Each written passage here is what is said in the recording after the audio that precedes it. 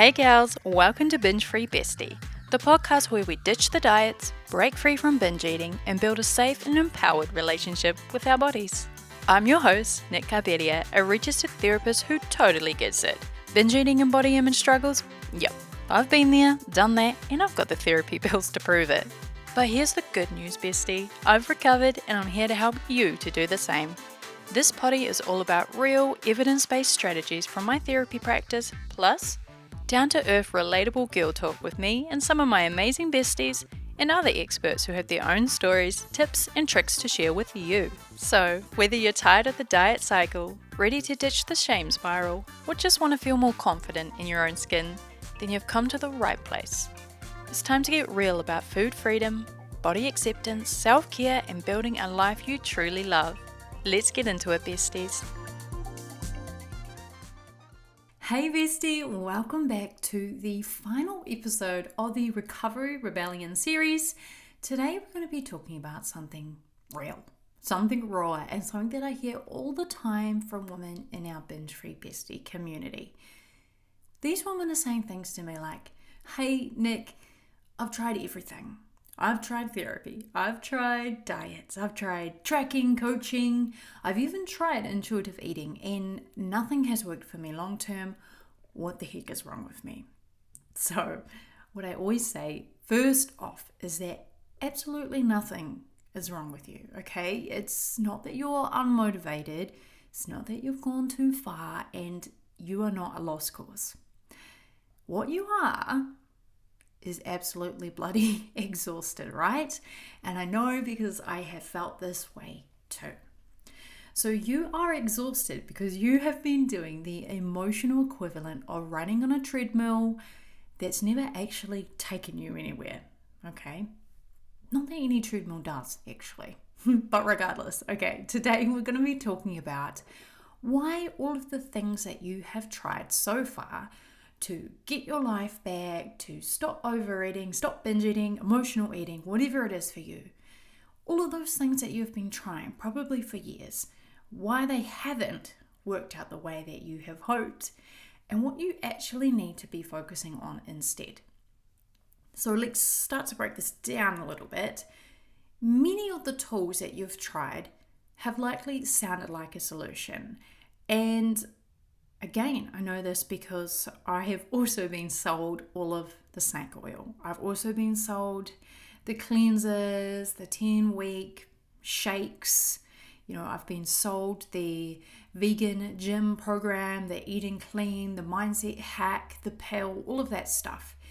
And maybe they did work for a little while. I mean, they usually do, right? They work for a few weeks. You're able to keep up this new lifestyle for X amount of time. We're all different in how long we can struggle through that. But the truth is that diets only work until you can't follow them anymore, right? And therapy is powerful. Obviously, I'm going to preach that. But in general, most therapists actually don't specialise in disordered eating or eating disorders. You see, I had to do a lot of specialised training to be able to say that I'm an expert in this area. It wasn't offered to me as part of my master's or my degree at uni. I had to go out and find the teachers. I had to go out and find the certifications because it's just not part of the core training for therapists.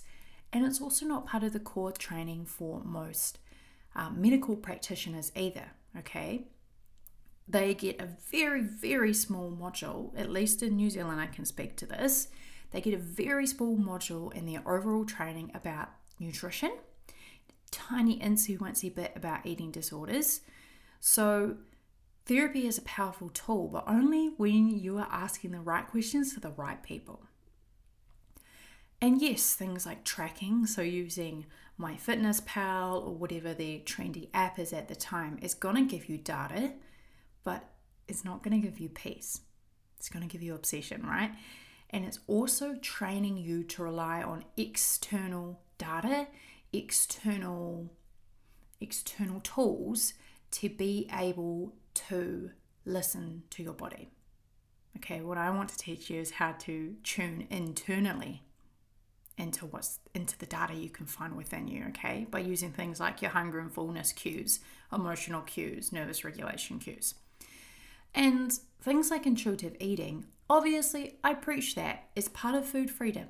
Intuitive eating is amazing, but it is really, really hard to implement intuitive eating practices if your nervous system is still dysregulated. And it's hard to practice intuitive eating if you're still secretly afraid of food and you're treating intuitive eating like another diet. That seems to happen all the time, and that's nobody's fault. Okay, nobody's fault again, because we're so used to dieting and we're so used to doing food plans and following structure and again, those external rules, that we can start to behave the same way around intuitive eating. So, what about all the things that told you that you were the problem? That it's your fault that none of these things worked. That you just needed more self-control or a better morning routine or a new food sensitivity test or just one more 6-week challenge. I will keep reiterating this. I will keep saying it until I'm blue in the face. The problem was never you. It was the approach and where you were getting that approach from. Because the main thing is that most programs and most plans are focused on controlling food and controlling your body, or they are fixing the symptom, or at least temporarily fixing the symptom. But they're not actually getting to the root. And they're not addressing things like the restriction that's keeping your body stuck in binge mode. They're not addressing the emotional dysregulation that sends you to food to cope. A lot of these programs and tools that you've likely tried don't address the internalized body shame that keeps you obsessed with trying to shrink. And they most definitely don't address the deep nervous system patterns that are screaming, hey, I'm not safe, every time that you try to eat without following a plan, without following rules. And what happens if we don't address these things? Well, we're just rearranging the furniture in a burning house, right? You're not actually solving the problem here. So to emphasize this, I'm going to share a little bit of my story with you to demonstrate the point. So for years, I really truly believed that the only way to get out of binge eating was to get my body under control. So I lived in a cycle of punishment with exercise, restriction by not eating, and a really truly deep self-hate, if I'm honest. I was constantly criticizing myself, berating myself, and it was all the time. It was from the second I got up in the morning, and I would feel huge and heavy and gross when I was getting out of bed, and I would tell myself that. And then I'd walk past the mirror and I would avoid looking at myself. Then I would get dressed and there'd be nothing to wear, and I would hate everything in my wardrobe, and just, you know how it goes. It's a spiral, it's a snowball here. And many of the women, or all of the women that I support, tell me that they have very similar patterns. So at this point, I was already diagnosed with binge eating disorder, and I felt totally out of control around food. And of course, having that label, in some ways it was helpful, because it was good to know that what I was experiencing was an eating disorder. It was something that needed to be taken seriously. But of course, it made me feel out of control, because I guess that label made me feel like, oh, well, I'm broken. I'm screwed. Like, I've gone too far. I was constantly dieting still, because I thought, well, I've got an eating disorder. This is how you fix it. I was trying to start over, fresh starts all the time, and always just searching for the next thing or the next person who could come in and be the expert of my body and tell me how to fix myself. And for those of you who've been listening for a while, you will know that what I decided to do next was I had a bariatric surgery, or a weight loss surgery.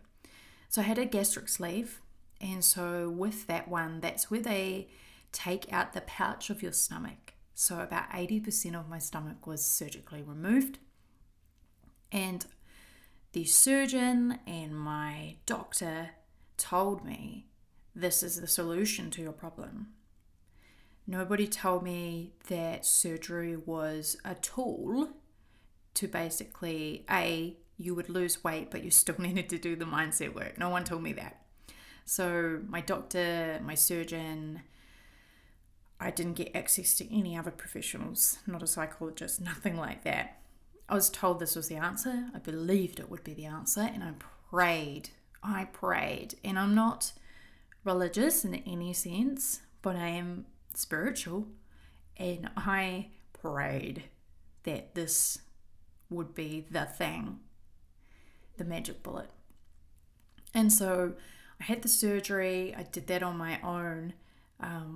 My partner I was with at the time, I had to travel to another city to do it. He didn't come. When I got home, he just ignored me for about 4 weeks. And I recovered from the surgery on the couch. And obviously that was the end of that relationship. And that's another thing people don't tell you, is when you go through such a drastic thing like this, is it feels like your whole life falls apart. Or at least that was my experience anyway. It's a huge identity shift. And I did lose the weight. I lost over half of my body weight. And I thought that meant thin would equal healthy, happy, free, confident. And that once I had that dream body, the binging would immediately stop. And then, of course, I wouldn't be ashamed of myself anymore. But like I said before, what nobody told me, what the professionals around me told me, or didn't tell me, was that having the surgery didn't heal my mind or my thoughts or my relationship with myself, and definitely not my relationship with food. Having a surgery, and this goes for things like GLP-1 injections and things as well, they're just tools. They don't come with the emotional regulation piece. It doesn't help you to resolve any fear you might have of food, or help you to calm the trauma that's stored in your nervous system. And it absolutely does not teach you how to trust your body. So even when that weight started coming off, first it was very liberating, of course, because suddenly society did treat me different. I was able to start living my life in a new way, out of the shadows. And that's a story for another day. But I didn't feel, after a certain point, I didn't feel any better. I was still just obsessed. I was still really terrified of food, maybe even more so now because I'd invested all of that money in the surgery. It was just over 20,000 New Zealand dollars. And I was a broke student.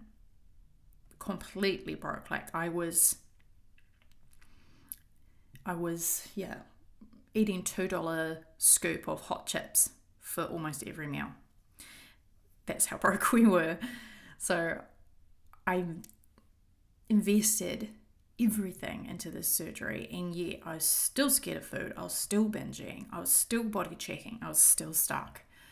And now I was also single, homeless, more broke than I'd ever been. And what I learned was that hitting a goal weight doesn't heal you, and it didn't guarantee me my dream life. At least not straight away. Heck yes, I'm living my dream life right now. But that was after I realized I needed to do something else. Okay, so after the surgery, I continued to binge in some way. It was not the same portion sizes as when I had a full proper stomach, of course, but I was still doing all the same behaviors, and I didn't address the root problem. I didn't feel safe in my body, and that's how I know with certainty that you cannot diet or shrink your way to freedom with food. You have to heal. You have to do the mindset stuff. You have to think about your emotional patterns, your dysregulated nervous system, and really challenge that diet culture mentality that you likely have, which is not your fault. It's a result of conditioning by our culture. that tells us that you're only worthy when you're smaller. You can only have that vibrant, full life and step up and be seen in a smaller body. And so I tell you this and I share that part of my story about why things you might have tried in the past or are trying right now aren't working, because I've had that experience too. Every diet, I've done it. I even had that surgery. And so that's why I know in my bones that you need all of the pieces of the puzzle to be able to heal for real. Not just one tool, not just surface level strategies, and not even just behavior change. You need nourishment. You need mindset rewiring. You need a nervous system safety protocol. And you need support from someone who actually understands the messiness of this work because they've lived it too. And that could be me, right? And that could be the Binge Free Bestie community. It's full of women who are living it right now alongside you. And so this is exactly why I created my program, right? It's created with this in mind. It's created for the woman who has tried it all. The woman who is so smart, she's self-aware, she's emotionally intelligent, but she's still struggling. That was me as well. I felt like, I've always been the smart girl or the girl who has fire, but this was just the one thing that I could not push through. So in the breakup, we're not just talking about food. We're going to go underneath that, and I'm going to teach you how to stabilize your eating so that your body doesn't panic any longer. I'm going to teach you how to identify and diffuse your emotional triggers, how to rebuild self-trust and work towards body neutrality. And I'll also teach you how to rewire the habits that have kept you in this cycle for years. So if that sounds good, head to the show notes because there will be a link there where you can follow it and learn a little bit more about the breakup. And actually, enrollment's opening pretty soon. So I told you guys in the last episode that I've been doing a rebrand. So if you head onto my socials, I've just posted all of that. I'm posting it right now, so check it out. It is super cute and I hope that you like it. And that means that my website at the time of this recording, my new website, is probably only, I'm going to say 2 weeks to be safe, 2 weeks away. So once the website is all good to go, the breakup will be ready for enrollment again. And I think I explained this to you guys last week, but there is going to be 2 options. The first is a self-led recovery. And once my new website goes live, you can dive into that straight away.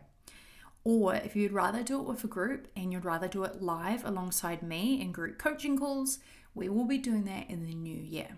So you have to wait a little bit, but it will be worth it. If you do want to get into the program, you can do that through my website. So the crux of this episode, the message that I want to give you is that you are not too broken and you are not too late and you're absolutely not the exception to the rule. If you feel like nothing has worked for you before, it's because nothing was designed to meet all of you before. But I can, okay? I can meet all of you. I can hold all of you. I know what it is like to be in these trenches, okay? So if you've been nodding along and you're feeling a little tug in your chest and a little voice that's saying, maybe this is it, listen to her. She knows. Reach out to me on Instagram and say hi. I love meeting new people and I love to hear that people are listening to the podcast as well. It's really exciting because the podcast is growing, which is really, really cool. And I can see that you guys are listening from all over the world. I mean, if I pull up my phone right now, I will tell you where you guys are. Here we go. Spotify audience.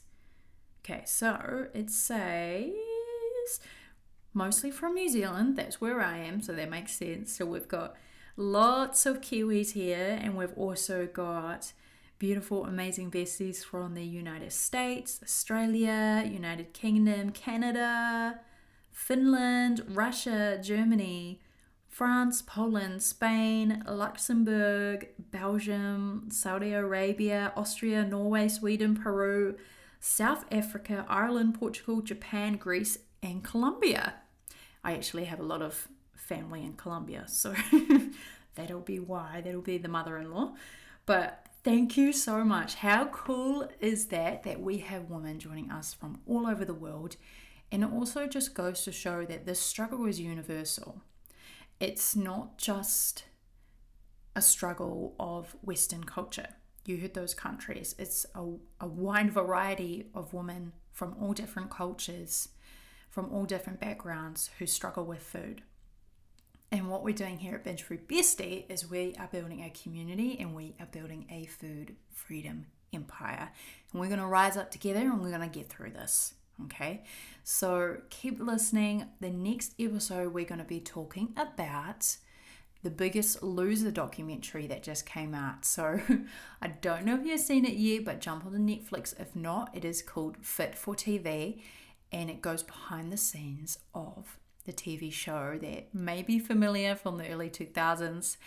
I will be talking about it next week because when I watched this documentary, realized, and I already knew it was diet culture heavy, but reflecting on my own childhood and, many millennial women, how this show would have shaped the way that we looked at our body and the way that we exercise and the way that we choose to eat. So come back next week and check that one out. It will be a goodie. And until then, take care. Know that you are worthy. You are worthy of all of your dreams. You're worthy to feel happy and confident and calm in your body and around food right now. Take care, and I'll catch you next week. Ciao.